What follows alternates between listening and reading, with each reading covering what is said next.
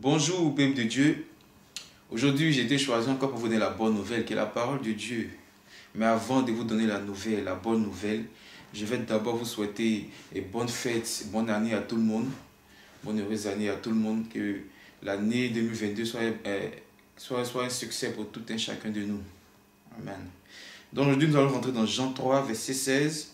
Jean 3, verset 16, il nous dit « Car Dieu a tant aimé le monde qu'il a donné son Fils unique, afin que quiconque croit en lui ne périsse point, mais qu'il ait la vie éternelle. » La Bible dit que Dieu a aimé le monde et il a donné son Fils unique. Quand on dit son Fils unique, unique là, ça veut dire son seul Fils. C'est-à-dire, il a donné son seul Fils. À part ce Fils-là, il n'a plus d'autres fils. Il n'a pas réfléchi.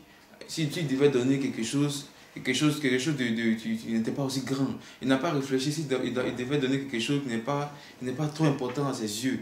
Il ne s'est pas dit, bon, comme il y a deux choses, ça là c'est important, ça c'est pas important. Mais il a pris son Fils unique, c'est-à-dire quelque chose qui est précieux pour lui. Et puis il a donné, il nous a donné pour nos péchés, pour pardonner nos péchés. Il a donné Jésus sur la croix pour pardonner nos péchés. Et pour ça, ce verset dit, quiconque croit en Jésus, quiconque croit au Fils de Dieu, aura la vie éternelle. La vie éternelle, ce n'est pas ici. La vie éternelle, c'est dans le royaume des cieux. C'est dans le royaume des cieux.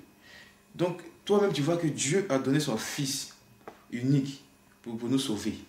Maintenant, toi, tu viens à l'église. Une fois qu'on parle de la dîme, une fois qu'on parle de la quête, toi, tu mets ta main dans ta poche et puis tu essaies de voir les pièces là, et tu regardes la pièce la plus sale, la plus lisse, et tu donnes à Dieu. Ou soit tu mets ta main dans ta poche, tu vois un billet, tu te dis non, ça il ne veut pas mériter ça. Et tu prends la pièce et tu donnes à Dieu. Pendant que tu sais que si tu donnes le billet, tu as un autre billet encore que tu as encore sur toi. Mais non, tu ne fais pas de sacrifice, tu préfères toujours donner petit à Dieu. Mais toi, tu veux que Dieu te donne gros, pendant que Dieu a donné son Fils pour toi. Dieu n'a pas réfléchi, Dieu n'a pas trié.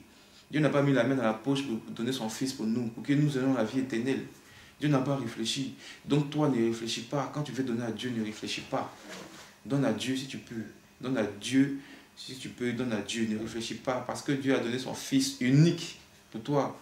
Maintenant, pourquoi toi tu réfléchis lorsque tu veux bénir l'œuvre de Dieu? Pourquoi toi tu réfléchis? Pourquoi tu prends des pièces lisses? Pourquoi tu fais des trucs que toi-même tu dis, oh, c'est rien. Tiens, ça là, c'est rien. C'est pas bien. Pendant que Dieu, lui, il a donné son Fils unique pour mourir pour toi. Il a donné son Fils unique pour tes péchés. Donc à partir d'aujourd'hui, si tu peux faire quelque chose, ne te force pas à ne pas faire. Si tu dis tu veux donner à Dieu, ne mets pas la main dans la poche, tu as deux pièces, ne prends pas la pièce la plus lisse pour donner à Dieu, mais prends plutôt la plus bonne pièce pour donner à Dieu. Et tu verras que ta vie sera propre. Et si tu donnes les pièces lisses, là, ta vie sera lisse.